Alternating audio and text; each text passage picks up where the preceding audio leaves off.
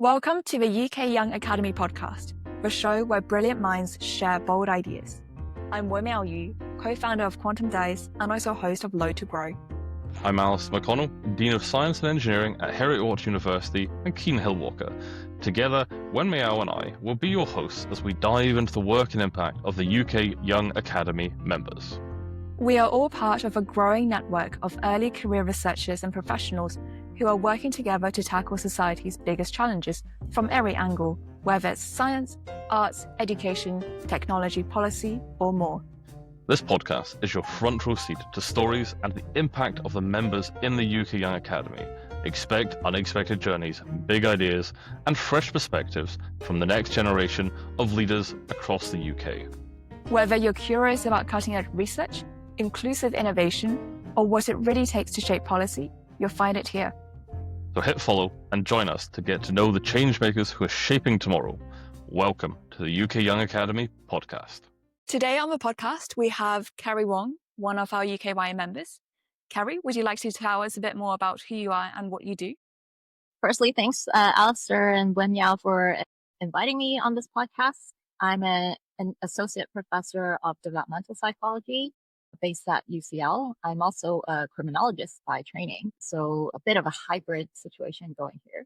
I love art on the side. If I didn't become a psychologist, I would probably have become an artist. So yeah, here's a little bit about me. I love that wide range of interests that you have, Keri. Tell us about how your career journey started and how that led to where you are now. Sounds good. I guess I'm a career academic, but I never always knew that I was going to become an academic.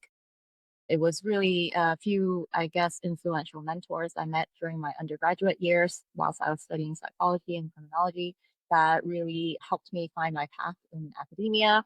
Certainly, they guided me or showed me what academia really is like and how enjoyable it can be. So I've found to really enjoy my work, and so glad I have this career. And certainly a lot of the research projects that I do and the students engagements work that I do as well lends itself to the passion that I have, which is to make an impact both in education and people's lives and being able to do that more widely. So a lot of my work actually focuses on communities and young people, particularly young people who are marginalized and don't usually have a voice at the table, as it were. Decision making is happening. And in the last 18 months or so, I have the privilege of being seconded to the Home Office as part of a UKRI ESRC policy fellowship. What this means is that I got 18 months of experience and exposure to what it's like to be inside a government department and to see how change can take place as well and how academics can really influence that space. And so as a result, I'm hoping that I've come out of the 18 months with sort of renewed hope as well in how academia and government can better work together and how important this relationship is. So I'm looking forward to doing more work in this space as well. That's great. It sounds like you've had a really busy past year and a half. I'd love to learn more about some of your core research work at UCL. So kind of two main projects are happening at the moment in my lab. And for those of you who are interested, you can look me up. It's the Wong Lab at UCL. One project, which is close to my heart, looks at the role of youth clubs and community centers and its impact on young people's health. So we're talking about mental health, physical health, social health, as well as brain health. There's not a lot of research or evidence showing the impact of these spaces on young people's lives, but our project really is sort of the first one to evidence this in a very rigorous way. We're hoping the project's just wrapped up, so we're hoping to write up and share those findings pretty soon. So watch this space. A second project that I'm also very keen on, and I allude to it in my introduction just now, is a sort of collaboration with the National Saturday Club in the UK. So this project looks at the role of native education activities on young people's mental health. So we are, my lab and my students were evaluating the role of creative education on young people's mental health. Particularly, these are young people who otherwise wouldn't have access to creative arts at all. So every Saturday, around the country in the UK, many spaces open up for tutors to teach art, as it were, and creative education to young people between the ages of 13 and 16. And so, the sector, the art sector, is also very much underfunded. Oftentimes, the evidence is quite sparse. There's not a lot of longitudinal data or evidence to show that things work. And so an evaluation of this kind is going to be very impactful and hopefully will come out of the end of the project with a few resources as well, so that other smaller charities doing similar work can also continue to do the good work that's happening and making impact locally. So that's the second project that I'm really excited about, as well as opening up future research directions in this space as well. Have there been any findings in either of those two research projects so far that really surprised you?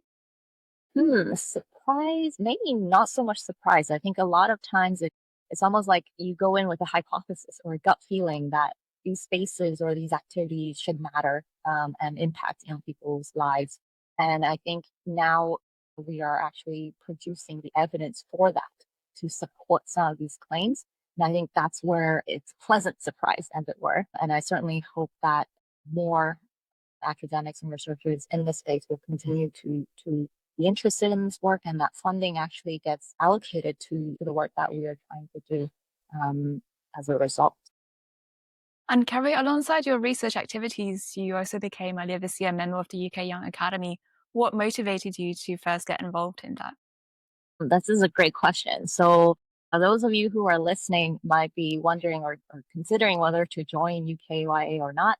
I certainly, maybe at the beginning, was at two minds when I first saw sort of ads for it. I think it must have been on social media or LinkedIn and things, because I guess I wasn't sure whether UKYA was for everyone who are also maybe not in the sciences.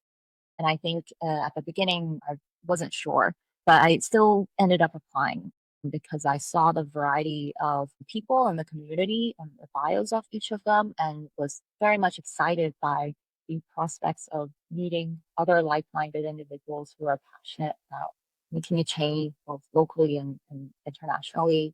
I think for me, the key themes that really resonated, with the work that I do and things that I feel passionate about, are definitely on education or education inequalities, as well as health inequalities. If I could play a role in the climate action piece, I would love to as well and share my expertise.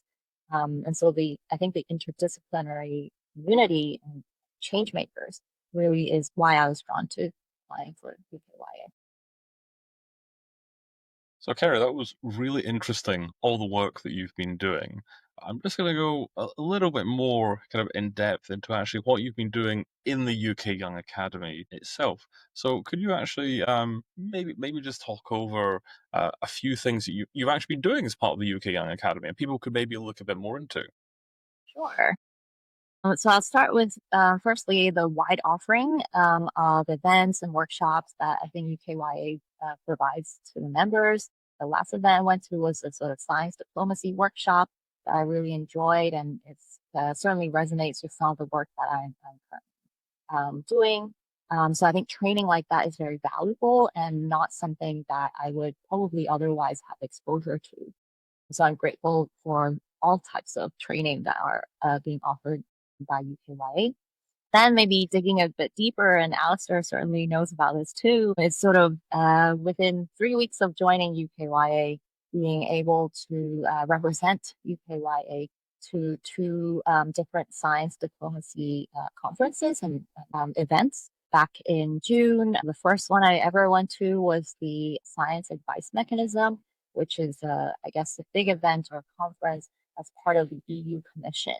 And I saw the opportunity in the newsletter and had to jump on that, opportunity and signed up for it, because again, it's not something that I had done at the EU level, as it were. I've certainly had some exposure, through the policy work more in the UK level recently. And so I was very curious to see, well, how are young academies being represented, perhaps at the EU level? What is the science advice mechanism, and how does it feed into EU strategy around science diplomacy? And certainly at that event, met a lot of other young academy leaders, international leaders who are in this space. And the conversations were really, really fruitful in a sense that left me thinking for days after what was my role as a scientist as well. And shortly after, just a few days after, Alistair and I were the delegates to join the ENYA conference, which is, let me just get the acronym right, European National Young Academies Conference. And this is in Bern.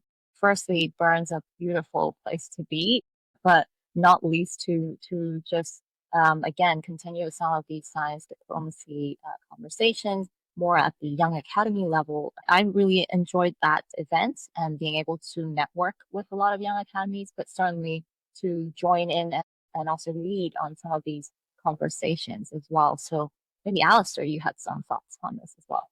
I would have said it was absolutely fantastic meeting all the other young academies, a huge range that there really are. And I would definitely congratulate you as well on the different acronyms, because that is one of the things. There's so many acronyms for all of this. So just really, I mean, you've been passionate about obviously the science diplomacy and the different conferences or workshops that you attended. But is there actually a project or say an initiative within the Young Academy that you're kind of particularly proud of? That's a great question. I think I'm still in my early days, but I've certainly signed up to be part of quite a few at the moment. I think any of the works that are focused on science diplomacy, I'm join the group and would love to hear more to see how I can participate. But certainly other projects related to young people and giving voice to young people, encouraging them or supporting them on their career trajectories also resonates a lot with me. And then still on top of that, I think any work on EDI related work as well, I'm also very much passionate about. I'm finding myself, having more opportunities and options to choose from and saying yes to everything than I actually have time for. I think that is something that many UKYA members have spoken about as well when we were inducted. So I definitely feel that we're spoiled with choice, as it were. It's very true. I find it quite a challenge as well. But have you actually faced any challenges along the way, and how did you actually overcome them as well? Yeah, I think the challenge of choice is definitely one of them. I'm not sure I have the best answer in terms of how I've overcome them. I think just the fact that there were by default events that I wanted to go to or sign up for, but couldn't make because it clashes with other obligations. And so I find myself in that situation quite a bit. And I would say maybe I just need to be a bit more strategic and choosy in what I do next and where I spend my time. But so far in the early days of UKYA, I'm still very much enjoying getting to know everyone, getting to know all the projects that are happening. And maybe one day I'll be able to propose a project and also do something more focused as well. That's great. I would say yes. The challenge of choice is quite a good challenge to have, pretty much for it. And you've made some excellent choices so far, I think, and really you've got some good experience and contributed quite a lot. We've said a little bit about how you've kind of contributed to the UK Young Academy, but how has your involvement actually with the UK Young Academy shaped your work or your perspectives, say? Very good question. And I was reflecting on this a lot after our, visits to the conferences and meeting all the young academies and having those discussions about science diplomacy. I think I feel even more strongly that scientists need to be speaking out and be involved in thinking about how best we can facilitate science diplomacy in our respective fields, as it were. I was struck by, the energy that was in the room for a lot of those conversations. And I think a part of me is often asking, well, how do I bring this energy back to my academic space? Or maybe how do we bring this energy back to UKYA community as well? What can we do locally in the UK that could also align perhaps with some of what review strategies are up to? And I don't have the answer, but I do think we are a community that is willing and open enough to listen and collaborate and share. And we're all passionate, I think, about positive change. So in that sense, I think we all bond over this. It's more a matter of, okay, let's think a bit more strategically about what is our role as UKYA in all of this. And are there things that we could be leading as well or hosting in the future that could be beneficial for the conversation and moving the dial for science diplomacy, even in this space. So yeah, I think certainly in my line of work now, in the last, I say 18 months because that was when I've been on the policy fellowship. But certainly I think I feel like I'm a changed individual in a sense that I can't unsee what I know now about or undo what I know now, what science diplomacy is and how important it is for me as a scientist as well. This is certainly something that's forever changed my career. It's almost like an extra skill that I have now in my toolbox, or extra tool in my toolbox. That's great. So you've touched on it actually a little bit within that answer there, but it's something I would ask as well, and it's a question that most academics have in the back of their mind a lot of the times. So what impact do you actually hope your work will have both within the UK Young Academy community and potentially beyond it as well? That's a very good question. I think as an academic, my impact is or has been so far quite local. So it's the young people that I work with and whether their lives actually change for the better. It's all the other stakeholders I work with as well. So from teachers to parents to local authorities and various actors as well. But increasingly so, I think with the policy stuff now that I've gotten more exposure through UKYA and other means, it is, the kind of truth to it all, which is you need decision makers to be on board as well with seeing the change that you've made. And unless they are also on board, you won't see wider change or scaled up change at the national level or international level. I'm increasingly seeing more of my role as almost like a mediator or someone, a knowledge broker, they call it, right? To be able to see, well, how do we join up these different sectors in society and how do we ensure, more of stakeholders' needs are actually matched in the system? So taking more of a systemic approach to thinking, how do we move the dial towards the positive change and ensure that there are more lasting effects than the maybe therapy work that I'm doing on the ground or the one individual that I impact. How do we actually scale that up is a big question that I'm asking right now. And that would be, if I can understand that, that would be hopefully my impact. That'd be great. When you figure out how to do that scale up and when you work that out, please get back in touch with me because I'd love to know how to do that as well. Yeah. And it's certainly not by myself as well and alone. So. Well, that's one of the reasons we're part of the UK Young Academy. We've got that collaborative effort for everything. Oh, another one is: are there actually any key lessons you've learned through your UK Young Academy involvement? Obviously, you've touched on the kind of the challenge of choice, but are there any other lessons you might think you've learned? Yeah, I think it helped that I was thrown in the deep end, right, very early on. I think there's something about believing in what you're bringing to the table. I think that isn't often always clear, or when we're in new spaces or new part of joining new communities, I think our default position is, okay, let's wait and see and make sure I'm not saying anything wrong or that this is the culture I need to be fitting in with. But I think with UKYA, I very quickly felt right at home in a sense that I could see the types of people who were part of the community, and I felt welcome to share my opinions and ideas, and the collaborative nature of it all also meant that we all had something in common, even though we are quite different and coming from very different backgrounds. And I think some of that is like skills based, others is sort of topic subject based. But I think more than that, I think it's also at the personal level. I think there is that, as I spoke about, the passion, the want to change things for the better, or at least the optimism, I think, and hope that I think we all hold. That feels to me something that I'm holding on to in the community that I think we can go quite far with as well. And so, yeah, so those are, I think, the things that not necessarily lessons learned, but things that I would say, join a new community, be confident in the knowledge and the expertise that you're bringing to the space, but also be willing to learn from other people. Those sound like excellent lessons, so it's perfect. Thank you. Yeah, I absolutely love the lessons. And I think earlier, Kerry, both you and Alistair did touch on how in the UKYA there's a very clear spirit of collaboration, and also how there's also a lot of desire from all the members to contribute and volunteer their time. I think that's quite rare to find in a member-led organization, but I think it's wonderful that we have that spirit here. We first met when you first joined the UKYA as part of the third cohort earlier this year. And I just wanted to ask you, where do you see yourself and the UKYA being in, say, another 3 years' time? I would say we are maybe at the cusp of the projects really taking off, right?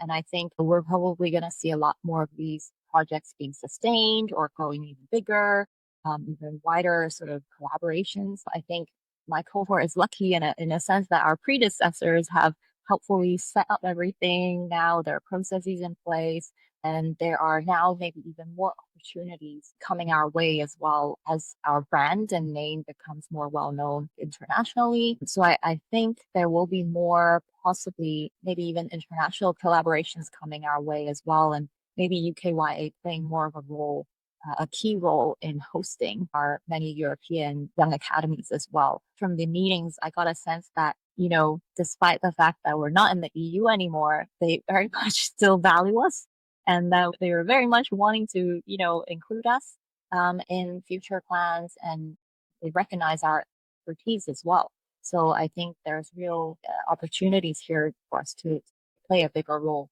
That's great. And Keri, how do you plan to mesh together your experience as a researcher, as someone who's done the secondment in policy, and also now as someone with the UKYA?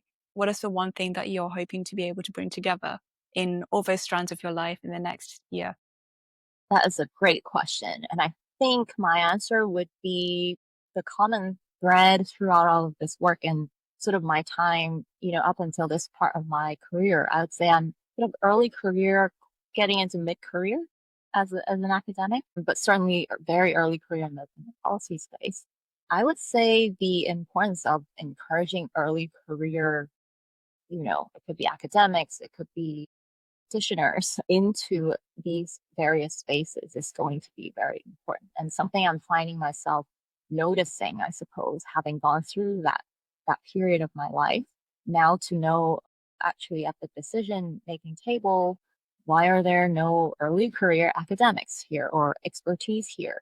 Because that perspective is so important. And then thinking about, well, but what would that look like? Probably means there needs to be some senior members advocating for early careers to be in the room, for example. And in UKYA, obviously, many of us are early career, various different disciplines. I see us as being more of the driving force or the people with a lot of energy and also ideas who are able to move things forward. Almost for many of us, maybe the engine room for a lot of what we're thinking about. And I think a lot of the issues that we all care about are so big that we need to come together and have a space to collaborate. And then finally, in the academic space, I've certainly set up a few early career researcher networks that are super important. And now, after I would say 5, 6 years, it's really bearing fruit. And certainly, funders are valuing the importance of recognizing early career academics and resourcing early career academics, and also understanding the unique challenges that this group is facing, not least the socio-political changes that are constantly changing as well. So I think for me, across these three spaces, it's how do we maximize early career voices in all of these spaces and to ensure that they are aligned with the big issues that we're trying to address as well, or decisions that we're trying to make. And for any UKYA members listening to this podcast, what is one thing that they can do to help support you with your work? Ooh, great question. Well, firstly, maybe send me a ping, ping me a message. I think I'm getting the hang of Slack, so I will be checking that more often. And I guess, yeah, anyone who just wants to have a chat, like I'd love to, have a coffee, grab a coffee in person or, online, quite flexible. And I think any informal chats are a good way to start thinking about new ideas. So yeah, I'm all for coffee chats and meetups. Fantastic. So now, Keri, we're moving into the quick fire round in this episode. I'm going to ask you 3 questions and hope that you can respond with the first thing that comes to mind. So first, what's the best piece of advice that you've received personally? Just go for it. That's the best piece of advice. No overthinking necessary, and often we do that naturally anyway. But I think it's that, just go for it. Just give it a try. No regrets. And one thing that you cannot work without? Probably my phone. I'm quite addicted to my phone. Aren't we all? And last question, what is a book, podcast, or resource that you'd recommend? Ooh, well, I'm going to be a bit naughty here and pitch a podcast for early careers that I actually host. It's called Academia et al. So it's a podcast by ECRs for ECRs. So if you're a lost academic or an ECR academic who is deciding whether to stay in academia or leave or vice versa, this is probably a good podcast with some relevant episodes for you to check out. Well, I've got my evening listening to sorted then. That's great. And yeah, I've definitely got some of my evening and definitely my driving listening sorted as well. I just want to thank you so much, Keri, for coming along, giving us such interesting answers to the work that you've been doing, your personal work, your academic work, and what you've been doing in the UK Young Academy, and really what it's meant to you and what you've contributed to it as well. Have you got any final thoughts or advice for anyone listening to this? Maybe if they're potentially, as you said, thinking of joining UK Young Academy, or even people like me who've been in it for a few years. Any advice or thoughts for us? I would say if you're thinking about joining UKYA, again, go for it. And for your information, I tried twice, so I was only successful the second time. So that's probably helpful to know. For existing members, I would say, yeah, let's meet up for coffee and let's collaborate. Love to hear how we can create something great together. That's great. Now, you did mention your podcast, but just going to give you an opportunity. So if people want to learn more about your work or to connect with you, what's the best way to do that? I'd say Google's our great friend. So do Google me. You'll find a bunch of links, but particularly my lab website might be useful. So it's keriwong.com. And if you want to follow up on our research updates, I am also on social media, LinkedIn and X. The handle is at Dr. Keri Wong. That's right. Well, just again, thank you so much for coming along. That is the end of our podcast for today. Join us in the future to hear more from members of the UK Young Academy. Thank you all very much for listening, and until next time. Thank you for listening to the UK Young Academy podcast. If you enjoyed this episode, hit follow and leave us a review. Stay tuned as we've got more incredible voices and stories coming your way. Until next time.